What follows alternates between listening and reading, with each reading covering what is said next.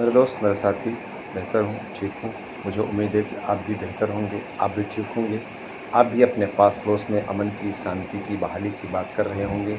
मुझे उम्मीद है कि आपके पड़ोस में चाहे कोई हो, अमीर हो, गरीब हो, छोटा हो, बड़ा हो, कोई धर्म का हो, कोई कास्ट का हो, हिंदू हो, मुसलमान हो, सिख हो, ईसाई हो, इसके साथ एक भाईचारे की ज़िंदगी गुजार कर, अमन की ज़िंदगी गुजार कर रहने की कोशिश कर रहे होंगे। और समाज तभी तरक्की करता है, समाज तभी बेहतर होता है जब अमन की बात की जाती है और साथ मिलकर चलने की बात की जाती है और दो धुरु की बात की जाती है, तब समाज में शांति और अमन पैदा होता है। समाज में नफ़रत की बुनियाद जब पैदा होती है तो समाज के अंदर एक ज्वाला बनने लगती है, एक ज्वालामुखी बनने लगती है और धीरे धीरे धीरे धीरे धीरे इस सतह पे वो आ जाता है कि उस मुल्क में खाना जंगी पैदा हो जाती है और फिर वो मुल्क तबाह हो जाता है।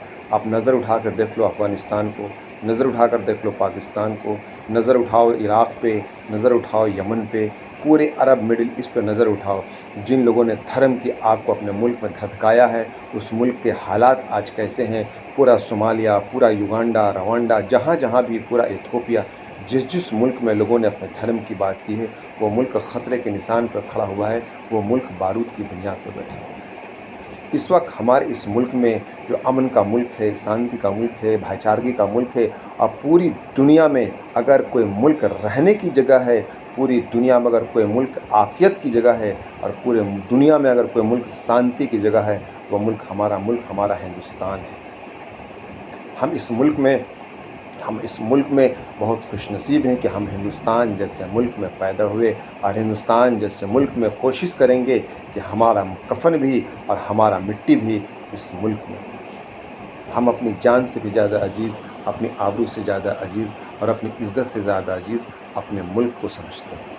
लेकिन इधर कुछ दिनों से एक ऐसी सरकार आ चुकी है जो धर्म की बुनियाद पे ऐसे नशे में लोगों को डालना चाह रही है कि लोगों को होश भी न रहे कि हम इस मुल्क के साथ अच्छा व्यवहार कर रहे हैं या इस मुल्क को एक आग की भट्ठी में, एक ज्वालामुखी में ढकेल रहे हैं। आप नफ़रत की बुनियाद पे क्या चाहते हो कि हम मुसलमान से पंचर ना बनाएं, हम मुसलमान से इलाज ना कराएं, हम मुसलमानों से सामान ना ख़रीदें।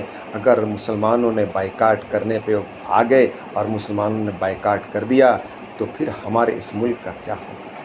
अगर सऊदी ने और मुस्लिम ममालिक ने इन ख़बरों को सोच के और वहाँ के लोगों ने अगर इस मुल्क में इंतशार करना चाहा और इस मुल्क की हवा को ख़राब करनी चाहिए, और उस मुल्क में, जिस मुल्क में हमारे भाई होते हैं, उस मुल्क में हिंदू भी होते हैं, मुसलमान भी होते हैं, सिख भी होते हैं, अगर वहाँ के लोगों ने ये बगावत कर दी और वहाँ के लोगों ने साफ लफ्ज़ों में कह दिया कि हिंदू यहाँ नहीं होगा। आप जिस मुल्क में अपने बच्चों को रोटी कमाने भेजे हो, उस मुल्क में गाय का सौदा होता है, उस मुल्क में मुसलमान की बात होती है, उस मुल्क में इस्लाम की बात होती है, फिर कैसे वो पैसा आपका पवित्र हो जाएगा। जिस अपवित्र पैसे से, जो अपवित्र हो चुका है, अशुभ हो चुका है, उस मुल्क में अपने पैसे से कैसे कपड़े ख़रीदोगे, कैसे पूजा के सामान ख़रीदोगे और कैसे सावन मनाओगे, कैसे दुर्गा मनाओगे, कैसे दिवाली मनाओगे, कैसे होली मनाओगे, कैसे मनाओगे। तुम बात करो ना, पूरी तरह से बात करो ना कि नहीं, मुझे मुस्लिम ममालिक से और मुसलमानों से कोई ताल्लुक़ नहीं रखना है, कोई रिश्ता नहीं रखना है। बुलाओ ना पूरे अरब मिडिल ईस्ट से, तमाम मुसलमान कंट्री से अपने हिंदू भाइयों को बुलाओ। अगर तुम्हें ज़रा सा भी शान लगता है, ज़रा सा भी शर्म लगता है तो बुलाओ। तुम छोड़ दो मुसलमान कंट्री से किसी तरह के सौदे करने, तुम बुला लो अपने सफ़ीर को, बुला लो अपने राजदूत को, बुला लो अपने प्रेसिडेंशियल को वहाँ से कि नहीं, किसी मुस्लिम मुल्क से हमें कोई रिश्ता नहीं रखना। बुलाओ, अपनी तुम्हारी औकात है तो बुलाओ। तुम क्या चाहते हो, इस मुल्क को आग की भट्टी में डाल दें?